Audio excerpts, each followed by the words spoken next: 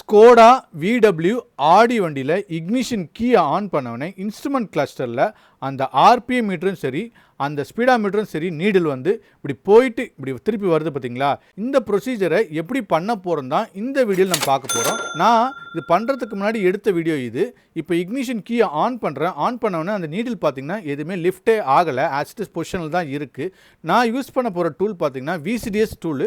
இது VWயோட original tool. ஒரு டைமில் யூஸ் பண்ணிட்டு இருந்தோம். இதில் செலக்டர்னு இருக்குது பார்த்தீங்களா, இதை கிளிக் பண்ணிவிட்டு இதில் 17 இருக்குது பாருங்கள் இன்ஸ்ட்ருமெண்ட் கிளஸ்டரில். அதை கிளிக் பண்ணுங்கள். கிளிக் பண்ணோடனே ஃபால்ட்டு கோடு எதாவது இருக்கான்றதை செக் பண்ணிங்க. செக் பண்ணி பார்க்கும்போது இந்த வண்டியில் ஃபால்ட்டு கோடு எதுவுமே இல்லை. ஸோ நார்மலாக தான் இருக்குது. இப்போ அடாப்டேஷன் பண்ணலாம். அடாப்டேஷன்றதை கிளிக் பண்ணிங்கன்னா இதில் நிறைய சேனல்ஸ் இருக்கும்.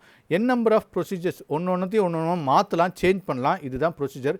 இதில் ஸ்டேஜிங் இருக்குது பார்த்தீங்களா, இதை கிளிக் பண்ணிங்கன்னா நாட் ஆக்டிவ்னு இருக்குது. அந்த மாதிரினா ஆக்டிவில் இல்லாமல் இருக்குது.